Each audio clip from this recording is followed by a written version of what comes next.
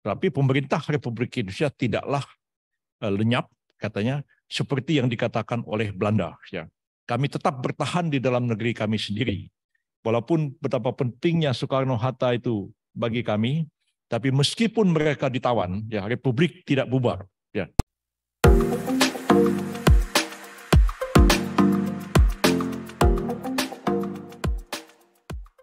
Nah, jadi dari tahun 45 sampai dengan tahun 49 itu, Soekarno-Hatta itu sebenarnya cuma sebentar menjadi presiden yang memegang kekuasaan pemerintahan.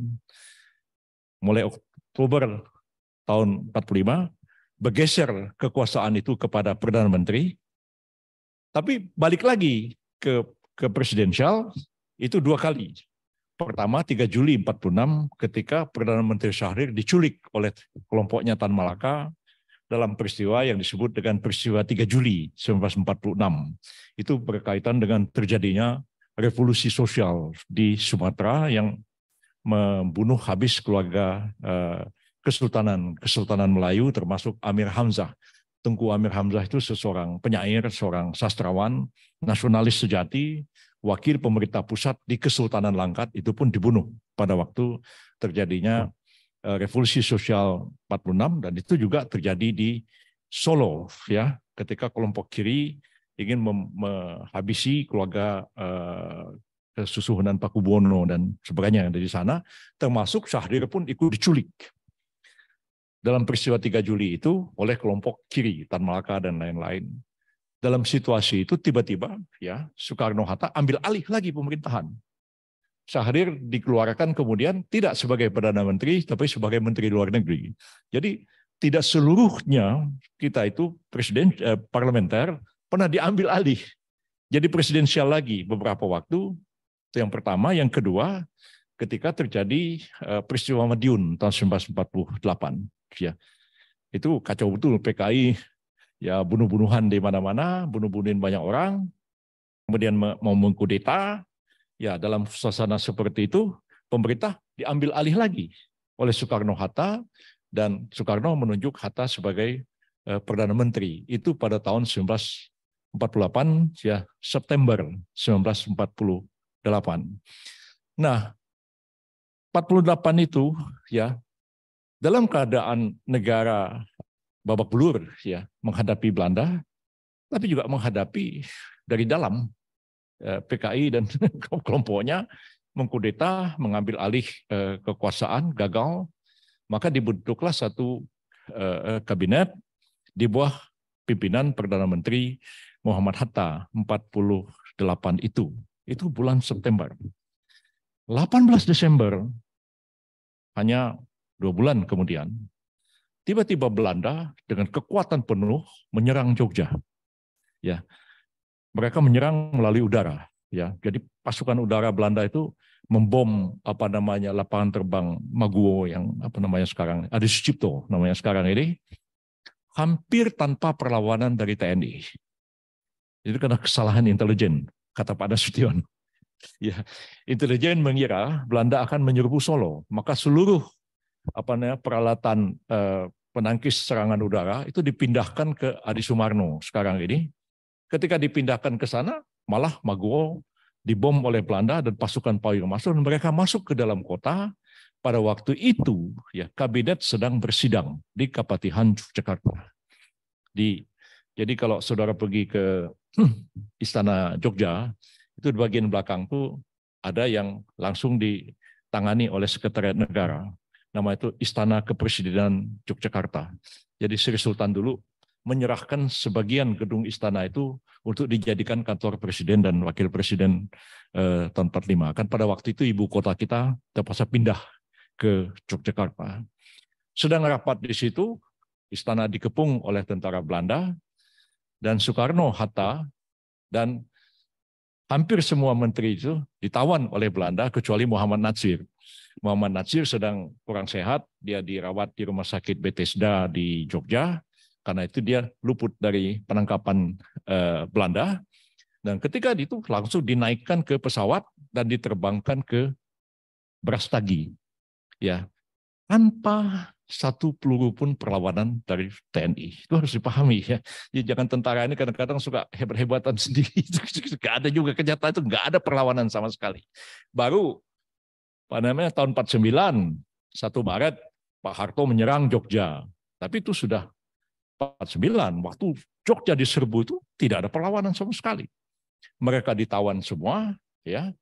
Dalam keadaan panik seperti itu, Soekarno-Hatta mengatakan kita ditangkap, kita ditawan oleh Belanda, apa yang harus kita lakukan? Maka muncullah ide dari Hatta untuk menulis teks dalam bentuk telegram dan radiogram disampaikan kepada 3 orang.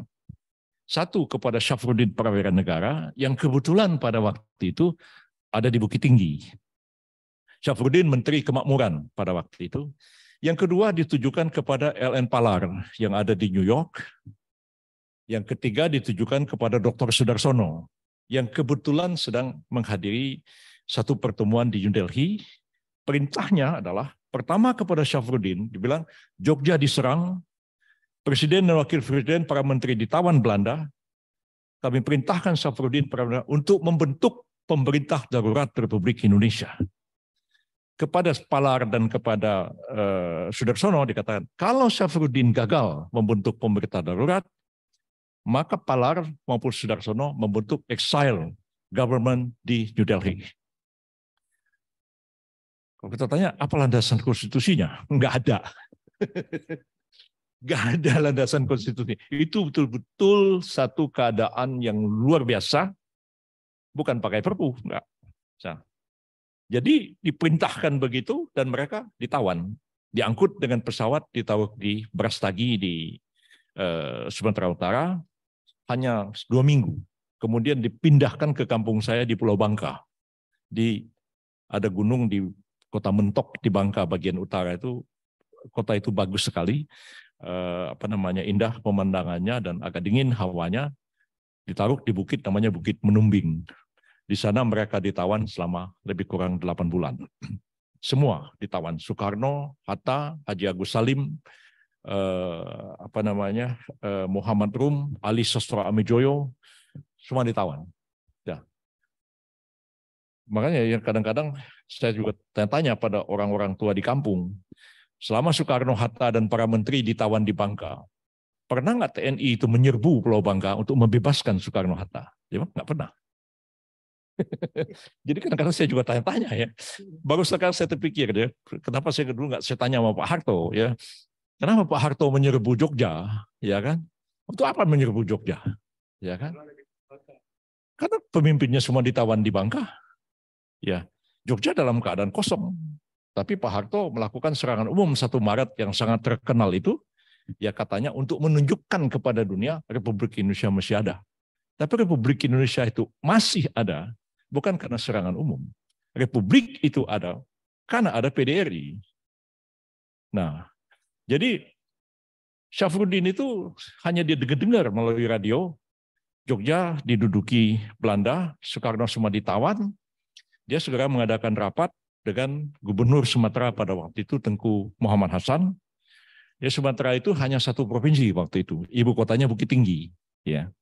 Kotanya Bukit Tinggi, saya kenal almarhum Tengku Muhammad Hasan itu, pernah saya interview pada waktu mencoret 7 kata Piagam Jakarta, karena beliau dibawa dari Aceh ya untuk hadir menjadi anggota BPU PKI, dan dia ceritakan dengan saya detail sekali bagaimana malam-malam itu mereka menyusun teks proklamasi di rumah Laksamana Maeda di Menteng di sebelah gereja apa namanya itu di Taman Suropati itu, nah sebelahnya situ.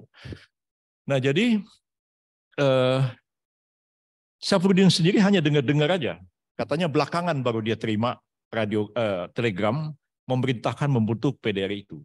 Kenyataannya tanggal 18 Desember Jogja diserbu, pemimpin ditangkap, 22 Desember Syafruddin sudah membentuk pemerintah darurat Republik Indonesia. Satu kabinet baru ya dengan disebut ketua PDRI ya.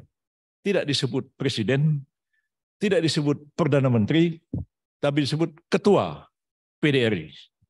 Wakil ketua PDRI Tengku Muhammad Hasan.